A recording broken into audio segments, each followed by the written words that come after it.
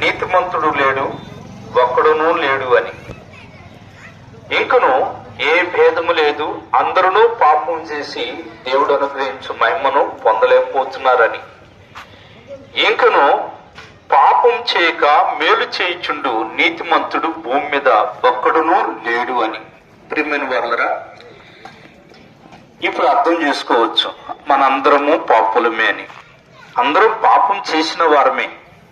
అవును ప్రియమైన వారలారా, ఇంకను పాపం చేయట్లో భేదం లేకుండా చేస్తున్నారండి. పెద్దవాళ్ళు చేస్తున్నారు, చిన్నవారు చేస్తున్నారు, ధనికులు చేస్తున్నారు, దరిద్రులు చేస్తున్నారు, విద్యావంతులు చేస్తున్నారు, విద్య విహీనులు కూడా చేస్తున్నారు.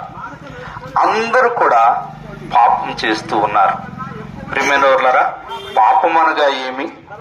దేవుని ఆజ్ఞ అతిక్రమం పాపం అని వ్రాయబడినది.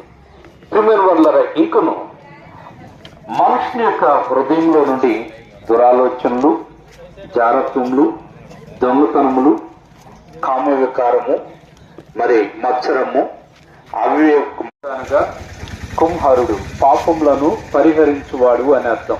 ప్రియమైన వారలారా, మన పాపములను పరిహరించుట కొరకై ఆయన ఈ లోకానికి వచ్చాడు. మన పాప పరిహారం నిమిత్తమై ఆ దేవాది దేవుడు చేసిన ఆ గొప్ప కార్యం ఏమిటో తెలుసా?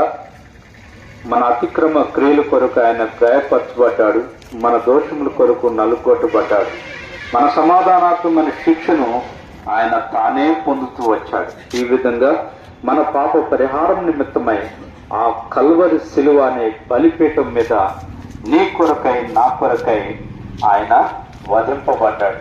ప్రియమైన వారలారా, ఆయన పాపం చేయలేదు, ఆయన నోట ఏ కపటం కూడా లేదు.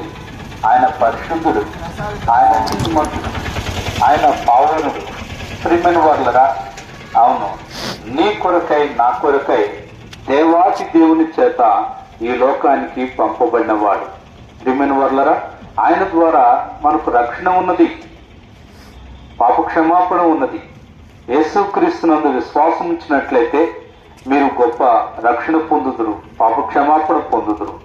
ప్రభువైన యేసుక్రీస్తునందు విశ్వాసం ఉంచవలసిందిగా ప్రభు పేట మనం చేస్తున్నాం. మీ కొరకై చిన్న ప్రార్థన చేస్తా. ప్రేమగల మా తండ్రి, దయగల దేవా స్తోత్రములు, కృపగల రాజ్య వందనములు. ఈ వీధుల్లో సువార్త ప్రకటించడానికి నీ తరుణాన్ని మాకు అనుగ్రహించారు. ఈ సమయమును బట్టి నీకు వందనములు. చేయబడిన సువార్త పరిచర్య ఫలింపజేయండి. విన్నవారిలో విశ్వాసమును కలిగించి నీ రక్షణ దయచేయండి.